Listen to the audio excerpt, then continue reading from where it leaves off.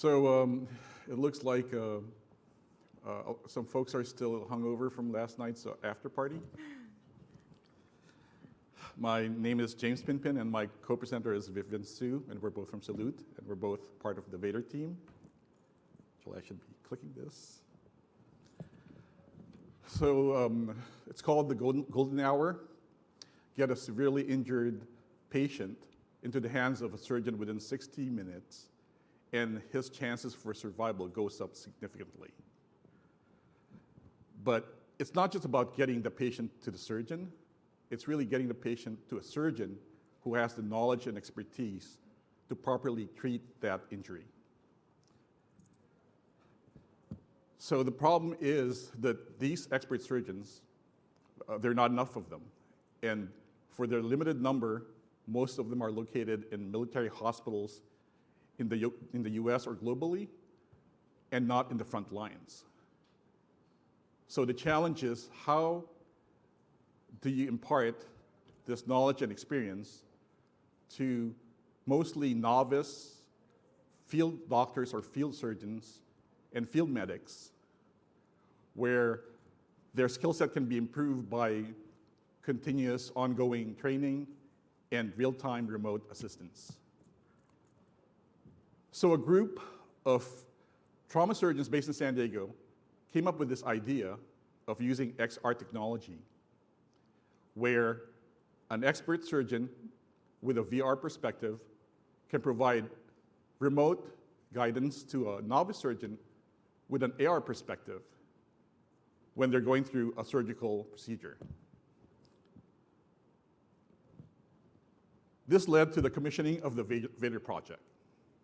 So VADER stands for Virtual Augmented Distributed Engagement Reality.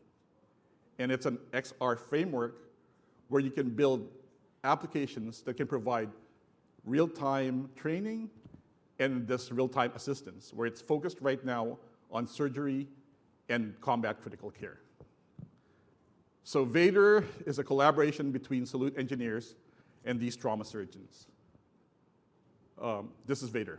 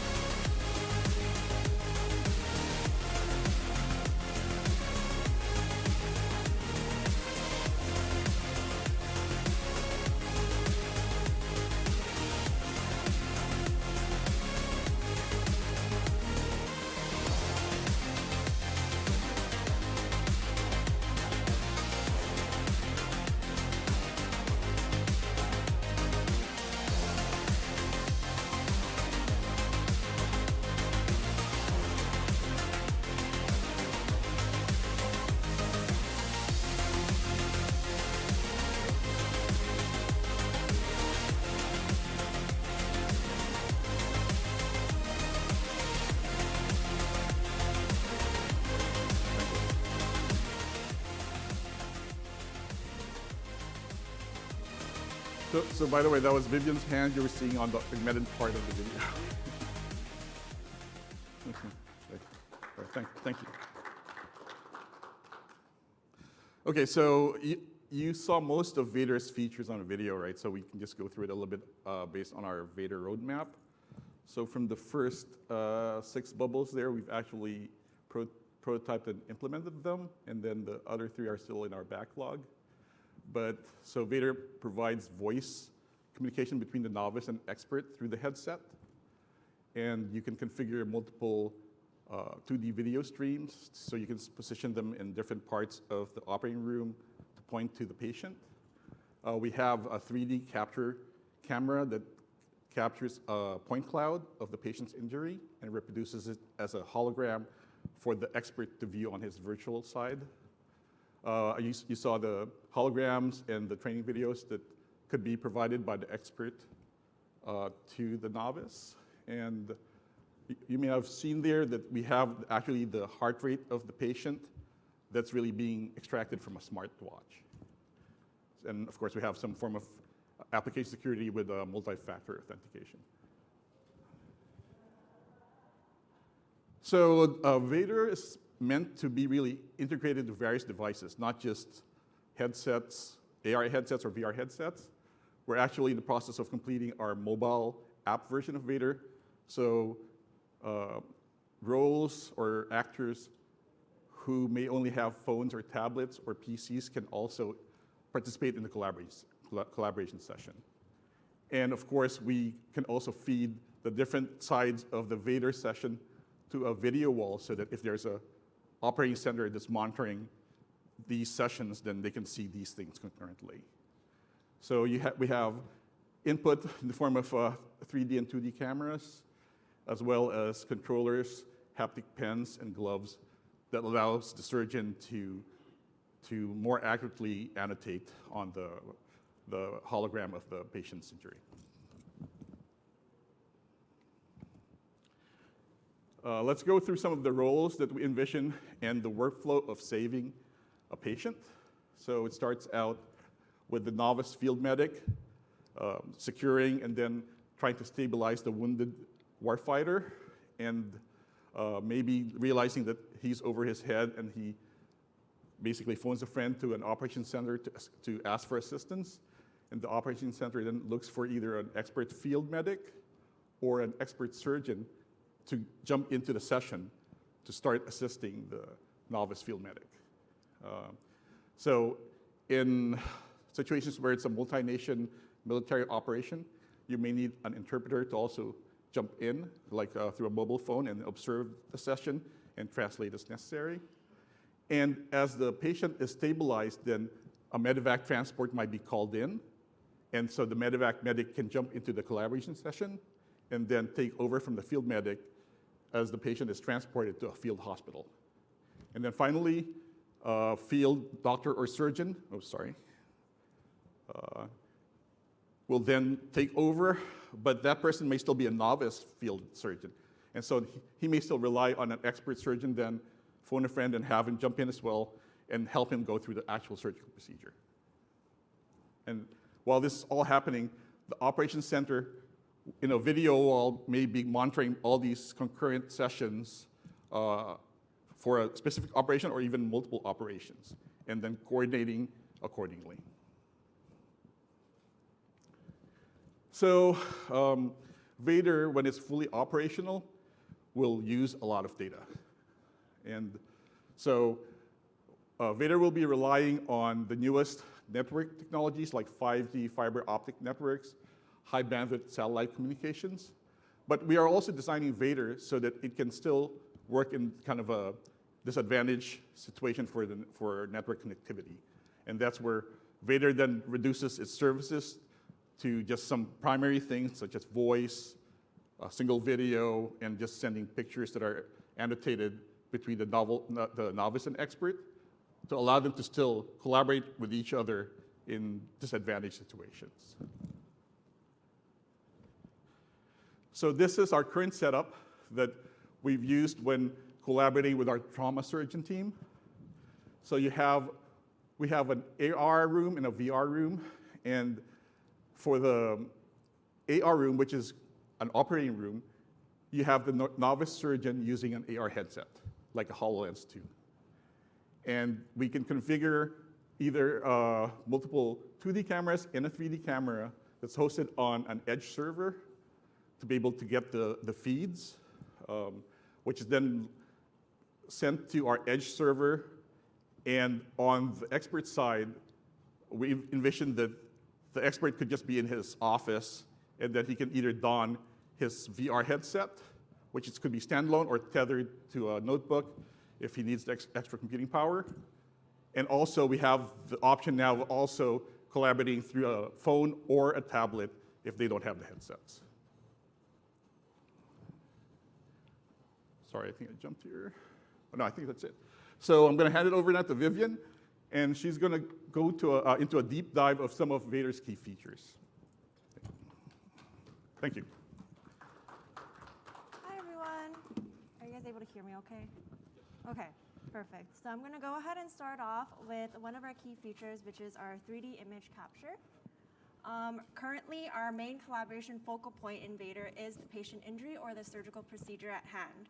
And in order for us to replicate this inside the VR headset, we currently use a 3D camera that streams the injury into the headset as a point cloud. On the top right photo, you'll be able to see a view of inside the VR headset of the point cloud that's being streamed in. And this point cloud is updating in real time, so the expert can get real-time updates on what is going on throughout the surgical procedure. The expert can also process this point cloud into a collidable mesh, and that is shown on the bottom right photo. And we decided to incorporate this mesh processing because we've noticed when having surgeons try these out that they were making the annotations not correctly or accurately on the outline of the capture. When they were looking down on the capture, their depth perception was not completely accurate, and all of the annotations were a couple inches above the actual capture. So then we decided to make the capture collidable mesh, and in doing so, when their drawing tool enters the outline of the capture, they'll get a little bit of haptic feedback, a little bit of vibration, so then they know exactly that they're annotating right above where they should. And this allows for more accurate annotations and accurate feedback for the novice. And I'm going to go ahead and move on towards our kind of annotation calibration. As you see on this quick video, there's the expert making an annotation from the neck to the chest. And on the top right, you'll see on the HoloLens, it appears the annotation above the actual patient, and he's able to trace it and make sure that it is exactly where it is. And we want to make sure that whatever is shown in VR is shown accurately in reality. And in doing so, we ensure that the coordinate space of the VR and reality are aligned perfectly. Since the main focal point of collaboration is the capture, we utilize the 3D camera as our calibration anchor in order to align the annotations as well as align the avatars that are inside the room to make sure that both of the virtual and physical space are accurately calibrated. And right here will be a quick video, kind of everything I just went over, an expert making an annotation on the point cloud. You'll see the novice surgeon tracing this annotation as he sees on the patient body. And right here, James has mentioned before that we have real-time camera feeds that are streamed into the VR room. Right now, we support any sort of webcam you can plug into a laptop or a computer. And you'll be able to stream up to as many cameras as you want into the VR room. And then the VR user can select whichever camera feed they want to full screen and display. And from surgeon feedback, our most vital perspective is the first person POV camera perspective. And we access that by getting the camera from the AR headset and streaming that over to the VR room. And one of our most proud features in our application is our avatar interaction. And our avatars fully support articulated hand gestures. And from the surgeon's feedback that we got, their most vital instrument are their hands. So it being able to display it for the other user, being able to replicate certain hand poses or certain ways to handle an instrument is very vital in order to kind of give the other user a good perspective of what is going on. So we have, we send over the hand position and hand data, and we also make sure that they're lag compensated to provide consistent and smooth hand poses with minimal bandwidth. And they're able to convey one to one another through surgical charades. And in addition, as James mentioned, there's voice communications between the headsets, so there's no need for an additional microphone or a headset. You could just communicate directly through the headset. And I think there's a quick video of the avatar interaction that I'm going to play for you guys. And as you can see, this is the VR room. This is go ahead and do this. Follow this. The one in the yellow is the Yep. Now don't follow this. I'm HoloLens. just going to gesture. Okay. Now I'm going to follow this one. Oh, that's okay. Okay. Awesome. That's pretty good. And this is as seen in AR.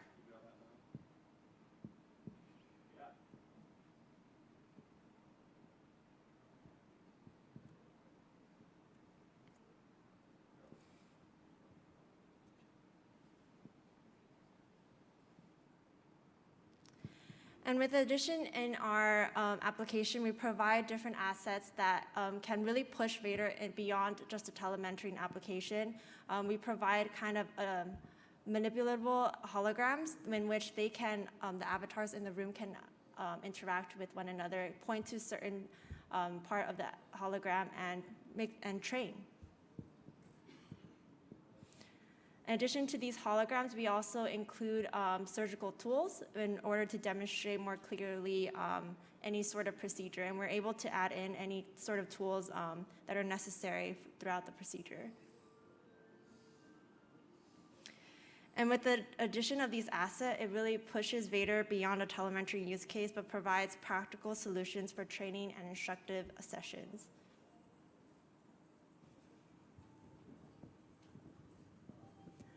I think that's about it for me. I'm going to go ahead and open up the floor to any questions anyone may have. Yeah, that's about it for me.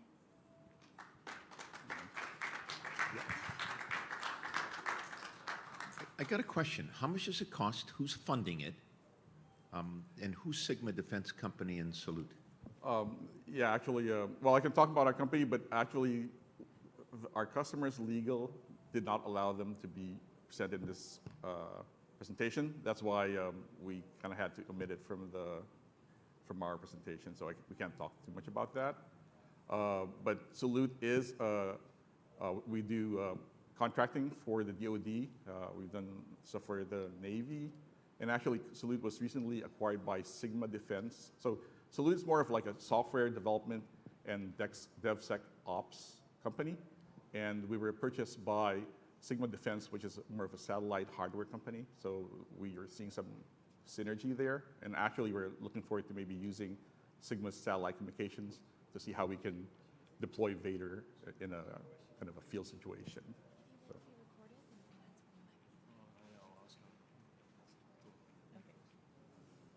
If you're able to, are you able to talk a bit about how you're aligning the camera feeds with the 3D camera to the HoloLens? Again, we can't really, but if you want to talk to us afterwards, we can kind of cover it. Sure.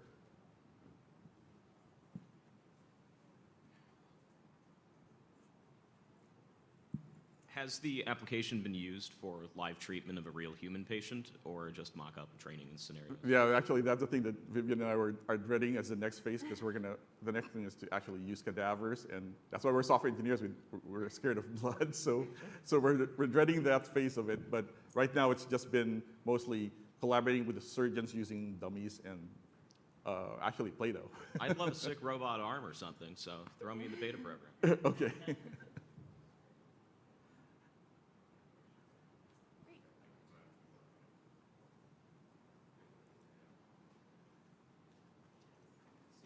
You have a depth camera. What other things need to be set up in the field?